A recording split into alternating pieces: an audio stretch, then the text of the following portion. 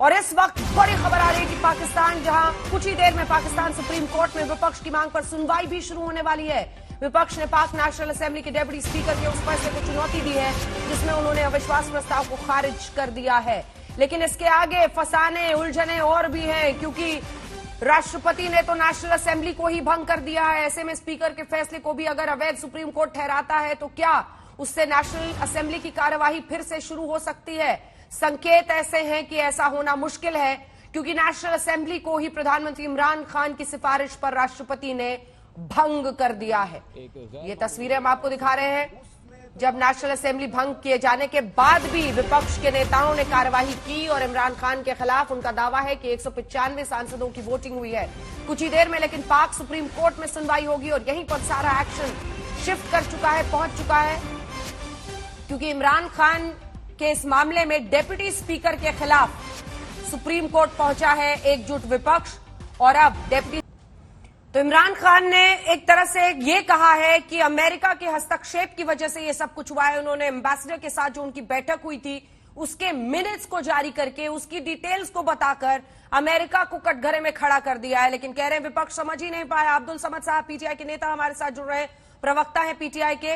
इरशाद अहमद साहब हमारे साथ नेता पीएमएलएन के जुड़ेंगे। सैयद जफर इस्लाम साहब प्रवक्ता भारतीय जनता पार्टी के हमारे साथ जुड़ गए हैं। सैयद जफर इस्लाम साहब, इमरान खान का दावा है कि उनका विपक्ष समझ ही नहीं पा रहा कि उन्होंने क्या कर दिया है, लेकिन हिंदुस्तान इसे कैसे देखे और कैसे समझे? देखिए, अब तक जब हम कहते थे कि पाकिस्तान में डेमोक्रेसी के नाम पे लोगों को आंखों में धूल झोंकते हैं, तो आज वो बात सच आ गई। अब ये खुद कह रहे हैं, वहां के लोगों को सुनिए, आप वहां के लीडर्स को सुनिए। आप अभी पहले भी मैंने सुना आपके चैनल पे और बाकी चैनलों पे भी लोग कह रहे हैं कि ये बनाना रिपब्लिक है, वहां के लीडर्स कह रहे हैं। तो अब जब हमने पहले कहा था तो आज वो बात बिल्कुल साफ दिख रही है कि पाकिस्तान में कोई कानून है जैसी कोई बात नहीं, लॉलेसनेस बराबर रहा है। और इसीलिए वहां से जो है टेररिज्म जो इतना जो तुल लेता है टेररिज्म, बिकॉज वहां पर लॉलेसनेस जो है, आज वो लॉलेसनेस की सिचुएशन वो साफ दिख रही है कि वहां पे हुक्मरान अलग अलग डायरेक्शन में दौड़ रहे हैं। सबको गद्दी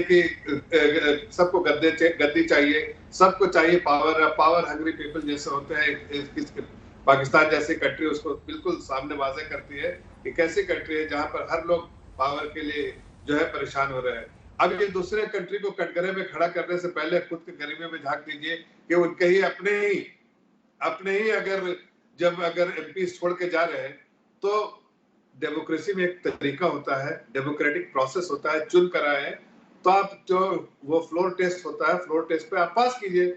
अगर आपकी हुकूमत बचती है तो आप रहिए, वरना आप हुकूमत नहीं बचती तो चले जाइए और फिर से चुन कर आइए। लेकिन आज जिस तरह से पाकिस्तान ने जो नजारा दिखाया है दुनिया को, उससे साफ है कि डेमोक्रेसी नाम की कोई चीज पाकिस्तान में न है और न कभी थी और न कभी रहेगी। और इसलिए पूरे न सिर्फ हिंदुस्तान को नहीं, पूरे दुनिया को जो है आलम दीन बोलते हैं, वो कहते हैं पूरी दुनिया को, वो पूरे दुनिया को डर है और खतरा है जो टेररिज्म वहां से जिसकी फैक्ट्री वहां पाकिस्तान में है, उसमें फिर और कहीं ना कहीं जो है तुल न पड़े। ये इस दुनिया को, सब पूरे दुनिया को खतरा है इस बात। मोना आलम भी हमारे साथ पत्रकार इस वक्त जुड़ गई है पाकिस्तान से। लेकिन समद साहब, आपके पास आते हुए, आप उनको गद्दार कहते हैं, वो आपको गद्दार कहते हैं। गद्दारी के इस खेल में पाकिस्तान के संविधान के साथ किसने गद्दारी की? समद साहब, देखिए, पहली बात तो ये कि मैं जफर साहब को रिस्पॉन्ड करना चाहूंगा कि जब इन्होंने ये कहा कि लॉलेसनेस है, देखिए अगर लॉलेसनेस तो तब होना कि जब यहाँ पे कोई एजिटेशन हो, यहाँ पे कोई कन्फ्रंटेशन हो, यहाँ पे कोई लोग जो है वो निकल आए, वायलेंस हो,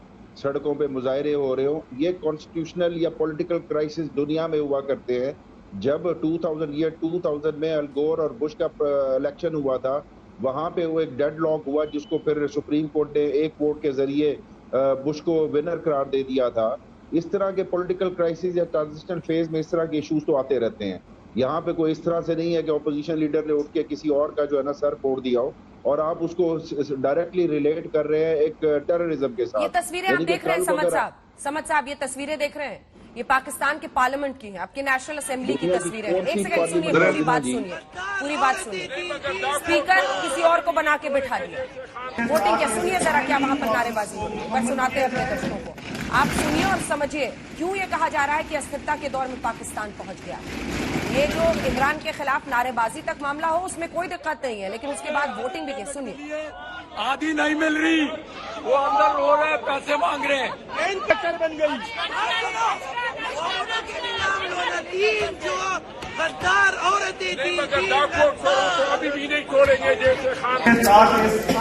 हो सकता है गद्दार के नारे असेंबली के अंदर लगना आपके लिए सामान्य बात हो, लेकिन दुनिया इससे हैरान ही रहेगी। मेरा सवाल समझ साहब आपसे सिर्फ इतना है